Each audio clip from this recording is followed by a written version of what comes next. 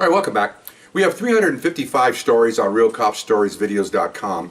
Look them up, they're fine. They're in 3-4 minutes to about 7 or 8. They're all fun, gross, funny, sad, interesting, informative. We have gross alerts, so you get the kids out of the room.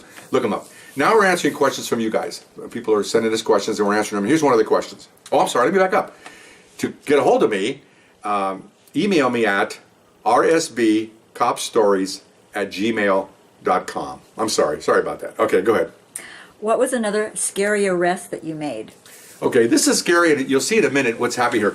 My sister and her husband believe in this stuff, and you'll see when I start going in here. A lot of people do, and this is, I did a little bit, and maybe because of my Catholic upbringing that, you start being worried, they worry you about, you get you scared about the boogeyman and the devil, and I don't know where people get this from, but you'll see in a minute. A lot of people believe this, and I do to some extent. My partner did absolutely not believe it, okay?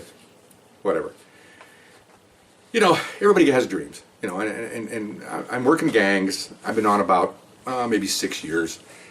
Seen a lot of stuff, done a lot of things. In my Real Cop Stories videos, shootings and rapes and all kinds of stuff, kids being dragged under cars, and so you get pretty knowledgeable stuff. Okay, so I woke up. I work night shift, 3 to I think work like 3:30 to midnight. So I sleep in late because I work late, and so I had a dream. And here's the dream. I dreamed that my partner and I went to a certain park up in the northeast part of this city, where we would normally go looking for gang members, and we went down the park, and it was like you drive down. I can give you the layout of the park right now, but you come off the main road, and the road goes down, and there's a huge parking lot, and then the park is way over here, runs a long, big park. Okay, it's Royal Seco Park. I give the name, it's a big deal. Anyway, big park. Well, at night, the gang members drive down there, because you can't really see from the road. You have to actually drive down to see them. So they go and then they drink beer and smoke pot, whatever they do. Once in a while, there'll be a drive-by, but not that often. It's mostly just, small stuff like that. And we always felt that, get on the sidetrack here, that gang members sit around and drink beer and smoke pot. They're just waiting to be shot. Because today, they're victims. Next week, they go out and shoot. That's the way it is. So we were doing it on a custodial kind of thing, where if we can round them up when they're drinking and smoking pot and get them out of there, then these other gangs that drive by looking for somebody to shoot, they won't shoot them because they're not there. So it's actually doing them a favor. If you can think about it on an offhanded way, it is. Okay? So that's what we thought about that, and it worked out pretty well, because once we started enforcing these, really what they call this broken window type thing, where you do the little stuff. We saw the shooting rate was going down because they don't have any targets. Okay, really weird how that works. Of course, we attack the shooters too, but if you can eliminate their ability to shoot someone, then you start eliminating them. Maybe they won't do it. Maybe they drive by some night and just decide, well, we'll go get drunk and not kill anybody tonight. Gang members have a very short brain cells up there. But anyway, I'm getting off the track here. Okay, so here's my dream. My partner and I went to this park. We drove down, see 2 guys in a car, outside the car, drinking Falstaff beer. Okay, we pull up, we get out, put the high beams on. We get out of the car, walk up, and we say, police, hold it. And out of the darkness, guys come running out with guns, and they're shooting at us. Okay? And the last thing I remember is I woke up. I was starting to shoot. I woke up. It was a shootout. So I go, whoa, that's interesting. Whew. Okay. So I don't know what kind of Freudian doctor would interpret that. I don't know. Okay. A lot of things there. Probably didn't love my mother. Those guys. It's always your mother. Or, pardon my French, they always say that the man doesn't have enough genitalia. That's usually the reason why. Okay. That's all they got. That's their playbook, Anyway, I got people who are nodding their heads. I got college people going, yeah, that's right, that's right. Okay, anyway.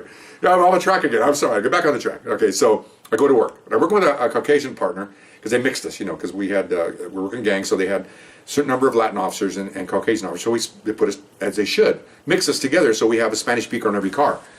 And this guy, ironically, 6 years later, this guy trained me when I first came on. And now he's working a gang unit because he's getting ready to retire, and the sergeant liked him, so they put him in a gang car because they keep him in patrol. He could get hurt. They wanted to get his 20 years on and retire, and that's fine. He's still doing police work, just a different way of doing it. Keep him safe. He's a really nice guy. So we didn't really have a roll call. We just sat around at room and they read some stuff, and not an official roll call. It was just kind of it was a gang car roll call. We just sit around and shoot the breeze, very low key. We're in suits and ties, driving plain cars. So we're sitting there, getting ready to go out, and I tell, hey, I got to tell you something. So I'll tell you outside. So he goes, what? So we go upstairs, and somebody told me that. I go, uh-oh, what's happening? So I told him the story. I told you. He goes, are you kidding me? He says, when's the last time we saw a Falstaff beer? Okay? Now, let me back up. We made a lot of arrests for beer drinking. Okay, and that was a good thing for us, good custodial arrest for us, because most gang members are under 21. So we would go in there and we'd jack 4 or 5 out of a car or at a park, and nobody's of age, everybody's got beer, great. None of them had any ID, so they go to jail. Okay, again, eliminating victims for the night. Okay, or under suspects, they could jump back and go to their house and get a gun. It doesn't really matter. So we, Budweiser, Coors, every beer you can think of, we were making arrests for. Okay, Dos Equis, Heineken, believe it or not, even a Heineken in Mexican town. Weird. I could see if I worked Germans, but anyway, once in a while I get a Heineken. Okay, but most of like Coors, okay, fine. But no Falstaff ever. And I worked a lot of gangs. I worked gangs with 2 partners for a year and a half, and I worked this gang unit for like 8 months. Never saw the same beer all the time. Okay, and I'm getting on a beer thing here, but I'm trying to make a point that we never saw Falstaff ever. And so he goes, "Come on, get out of here, you stupid dream." I go, "No, I'm just saying." Okay, fine. So we get in the car, and ironically, as we're heading out to go to an area, our area that night was that encompasses that park. That was one of the places we were going. So as we're heading up there, I go, "Hey, part of our area of responsibility tonight is this park." So what? I mean, he's driving. He's trying to trying to play it off. Okay, fine. So now I pretty much that's a bunch of crap. Okay, fine. Well, the plain cars we drove in those days, detective-looking cars, they didn't have a shotgun rack. Okay, so we're supposed to have a shotgun. When you take a shotgun out, I'm getting on a side note here. You're supposed to have a shotgun rack so it can be locked into place. No one can steal it. If they break into the car, they won't actually be able to get a shotgun. Well, we're working gangs.